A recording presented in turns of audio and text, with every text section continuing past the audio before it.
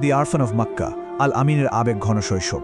আজকের এই বিশ্লেষণে স্বাগত জানাচ্ছি সবাইকে। আজ আমরা এমন একটা ইতিহাস নিয়ে কথা বলবো যা শতাব্দীর পর শতাব্দী ধরে কোটি কোটি মানুষকে অনুপ্রেরণা জুগিয়ে আসছে। আচ্ছা, একবার ভেবে দেখুন তো, আজ থেকে প্রায় 1500 বছর আগের প্রাচীন আরবের কথা। চারদিকে যখন ঘোর অন্ধকার, ঠিক সেই সময়টাতে কিভাবে এমন এক আলোর আগমন ঘটল যিনি পরবর্তীতে গোটা মানব জাতির বিশাল একটা অংশের পথপ্রদর্শক হলেন। আজ আমরা ঠিক সেই গল্পটাই জানব।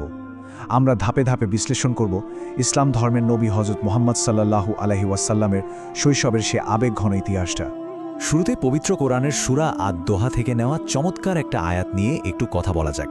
তিনি কি আপনাকে এতিম রূপে পাননি, অতঃপর তিনি আপনাকে আশ্রয় দিয়েছেন। দেখুন, এই একটা আয়াতই কিন্তু আমাদের আজকের এই পুরো আলোচনার মূল থিমটা একদম পরিষ্কার করে দেয়। চরমতম প্রতিকূলতা আর এতিম অবস্থার মধ্য দিয়ে কিভাবে একজন মহামানবকে তিল তিল করে প্রস্তুত করা হয়েছিল, এটা আসলে তারই একটা ঐতিহাসিক দলিল। একটা শিশুর জন্য সবচেয়ে বেশি কি প্রয়োজন? বাবা মায়ের আশ্রয়, তাই না? কিন্তু যখন সেই আশ্রয়টুকুই থাকে না, তখন ঐশী বিধানে কিভাবে সেই দায়িত্বটা পূরণ হয় তা খুব সুন্দরভাবে ফুটে উঠেছে এই আয়াতে। তৎকালীন আরবের অবস্থার একটা তুলনামূলক চিত্র যদি আমরা একটু খেয়াল করি, তাহলে ব্যাপারটা আরও স্পষ্ট হবে। একদিকে ছিল চরম অন্ধকারের যুগ, যাকে বলা হয় জাহেলিয়াত। গোটা সমাজ তখন অবিচার আর কুসংস্কারে একেবারে ডুবে আছে। আর ঠিক তার বিপরীতেই ঘটল আলোর আগমন, মানে মানবজাতিকে পথ দেখাতে সর্বশ্রেষ্ঠ মানবের জন্ম হল। অবাক করার বিষয় হল, এই চরম বৈরী আর অন্ধকার একটা পরিবেশেই তার আগমন ঘটেছিল। অন্ধকারের গভীরতা যত বেশি ছিল, এই আলোর উজ্জ্বলতাও যেন ঠিক ততটাই তীব্র হয়ে ফুটে উঠেছিল চারিদিকে। এখন নির্দিষ্ট সময়কালটার দিকে যদি তাকাই, তাহলে আমুল ফিল বা হাতির বছরের কথাটা চলে আসে। আরবের ইতিহাসে 570 খ্রিস্টাব্দকে বলা হয় হাতির বছর, আর এই বছরটি মানব ইতিহাসের মোড় ঘুরিয়ে দেওয়া একটা সত্যিকারের মাইলফলক।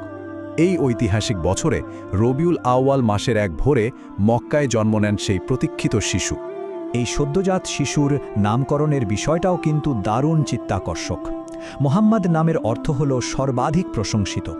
জন্মের পর তার দাদা আব্দুল মুত্তালিব আনন্দে এতটাই উদ্বেলিত হয়ে পড়েছিলেন যে তিনি কাবা ঘরে যান এবং গভীর কৃতজ্ঞতা প্রকাশ করে এই অনন্য নামটা রাখেন।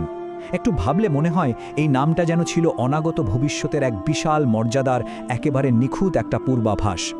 তবে এই আনন্দের খবরের পেছনেই কিন্তু লুকিয়ে ছিল এক গভীর বিষাদ। শিশু মোহাম্মদ পৃথিবীর আলো দেখার কয়েক মাস আগেই তার পিতা হযরত আব্দুল্লাহ ইন্তেকাল করেন। ভাবতেই কেমন লাগে যে শিশুটি পৃথিবীতে এলেন, অথচ তিনি তার বাবাকে একটি বারের জন্য দেখার সুযোগ পেলেন না। একদম জন্মের পর থেকেই তার পরিচয়ের সাথে ওতপ্রোতভাবে যুক্ত হয়ে গেল এতিম শব্দটা। মরুভূমিতে বেড়ে ওঠা এবং হালিমা সাদিয়া রাদিয়াল্লাহু আনহার কোলে বরকত লাভের অধ্যায়টি এবার আমরা একটু দেখব।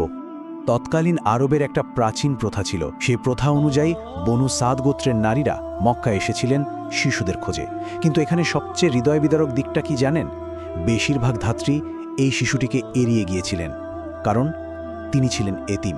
তৎকালীন সমাজে একজন এতিমের কাছ থেকে ধন সম্পদ বা ভালো পারিশ্রমিক পাওয়ার তো কোনো আশা ছিল না। ঠিক সেই মুহূর্তে দৃশ্যপটে আসেন দরিদ্র ধাত্রী হালিমা সাদিয়া। খালি হাতে বাড়ি ফিরে যাওয়ার চেয়ে তিনি এই অবহেলিত এতিম শিশুটিকেই পরম মমতায় বুকে তুলে নেওয়ার সিদ্ধান্ত নিলেন।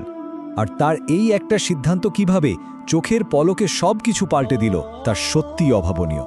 শিশুটিকে কোলে নেওয়ার সাথে সাথেই হালিমা সাদিয়ার জীবনে যেন বরকতের এক বিশাল বন্যা বয়ে গেল। শুকিয়ে যাওয়া উটনির স্তন মুহূর্তের মধ্যেই দুধে ভরে গেল। তার সে অত্যন্ত দুর্বল গাধাটি হঠাৎ করেই প্রচণ্ড গতিতে ছুটতে শুরু করল। একটা অভাবী সংসারে যেন নেমে এলো নজিরবিহীন এক রহমত আর পবিত্রতা। পরবর্তী অধ্যায়টি হল হৃদয় পবিত্রকরণ, অর্থাৎ বক্ষ বিদারণ বা শাক্কুস সদরের ঐতিহাসিক ঘটনা।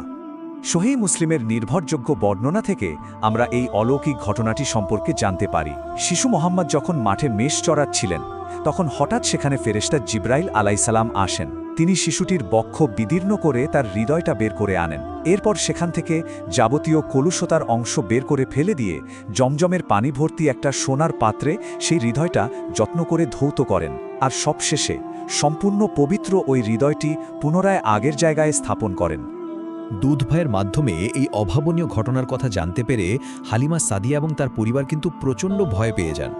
স্বাভাবিকভাবেই তারা শিশুটির নিরাপত্তা নিয়ে এতটাই চিন্তিত হয়ে পড়েছিলেন যে আর একটু দেরি না করে দ্রুত তাকে মক্কায় আপন মা আমিনার কাছে ফিরিয়ে দিয়ে আসার সিদ্ধান্ত নেন।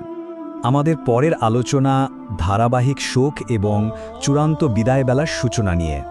কত দ্রুত আর ঘন ঘন এই ছোট্ট শিশুটিকে আপনজন হারানোর চরম শোকের মুখোমুখি হতে হয়েছিল তা দেখলে সত্যি মনটা ভারী হয়ে আসে। খেয়াল করুন, 570 খ্রিস্টাব্দের জন্মের আগেই পিতা নেই। এরপর মাত্র 6 বছর বয়সে মা চলে গেলেন। 8 বছর বয়সে চলে গেলেন তার জীবনের সবচেয়ে বড় আশ্রয় দাদা আব্দুল মুত্তালিব। আর 12 বছর বয়সে তিনি চাচা আবু তালেবের সাথে সিরিয়ার উদ্দেশ্যে যাত্রা করেন।